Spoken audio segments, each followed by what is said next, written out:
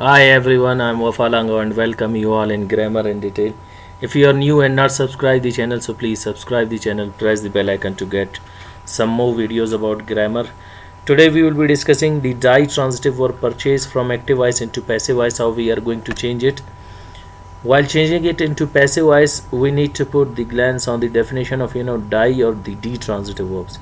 You can pronounce it both die and ditransitive or both. Die means to, transitive which can be changed into passive voice, and verb which shows an action. So those verbs which need two objects and can be changed in passive voice into four ways, and we can change them in how many ways? Four ways are called the die or ditransitive verbs. Ditransitive verbs need one direct object and one indirect object. What is direct object? All non-livings are called direct object and all livings are called indirect object. So all non-livings are known as direct object and all livings are known as the indirect object. They need two objects. Why? If you put one of the objects, the meaning won't be clear and understandable. If I suppose say you purchase him, now definitely you cannot purchase him, he is not a thing or good, you will purchase him. And if I say you purchase a car, for whom you purchase a car, so for that you need to bring the indirect and direct object both together. If I say you purchase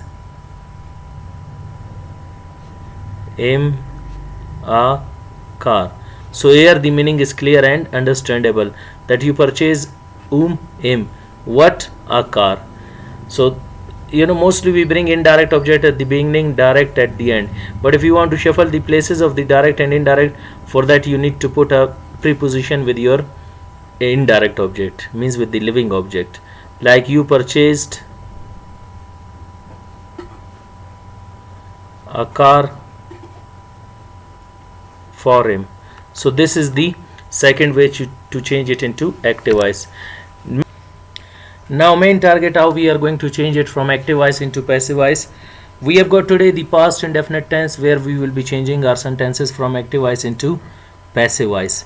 In past indefinite, as we have already discussed in previous definition, in the past indefinite tense, that it is used for past habits and actions.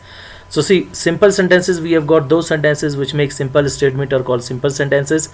Father purchased his son a car. Father purchased a car for his son. These are the two ways into active voice. Main target, how we are going to change it into passive voice. See, when you bring your subject father in the place of object, like by his father, and by father and by his father. So over there, these all are known as, keep in your mind, agent. When subject takes the place of object, it will not be called object but it will be called agent. And what is the definition of agent? It tells us who does an action in a sentence. Now when you bring object, whether indirect or direct object at the beginning, like son in first and second sentence, in third and fourth sentence car, so here it will be called no doubt subject, but it will not be called the doer of an action, but it will be called the title and topic subject. What is title and topic subject? A person, place or a thing in a sentence which we are talking about. In first and second sentence we are talking about a person, and in third and fourth sentence we are talking about a thing. Keep in your mind, when you bring indirect object, son in first and second sentence, so by his father comes at the beginning, a car at the end, a car at the beginning, by his father at the end. And when you bring the direct object at the beginning in place of subject in third and fourth sentence, so by father will come at the beginning, for his son at the end, for son at the beginning, by his father at the end. So sentences will be as followed: son was purchased by his father a car, son was purchased a car by his father, a car was purchased by father for his son, and a car was purchased for son by his father. Next we have got the negative sentences. What are negative sentences?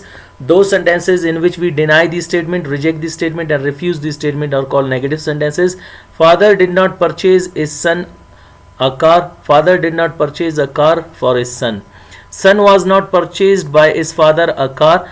Son was not purchased a car by his father. Car was not purchased by father for his son, and car was not purchased for son by his father. Next we have got interrogative sentences. Those sentences in which we ask question, put queries are called interrogative sentences. Did father purchase his son a car? Did father purchase a car for his son? Was son purchased by his father a car? Was son purchased a car by his father? Was a car purchased by father for his son? And was a car purchased for son by his father? Next we have got formal sentences. Those sentences in which we ask question, deny the statement, we ask them in a formal way, polite way, respective way, are called formal sentences. Did father not purchase his son a car? Did father not purchase a car for his son? Was son not purchased by his father a car? Was son not purchased a car by his father? Was a car not purchased by father for his son? Was a car not purchased for son by his father?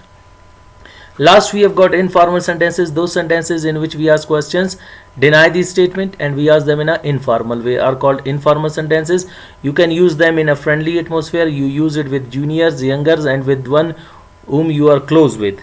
And did not short form is didn't. Didn't father purchase his son a car? Didn't father purchase a car for his son?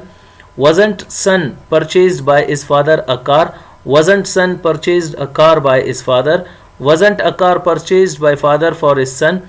Wasn't a car purchased for son by his father? So these are the sentences of ditransitive verb purchase in past indefinite tense.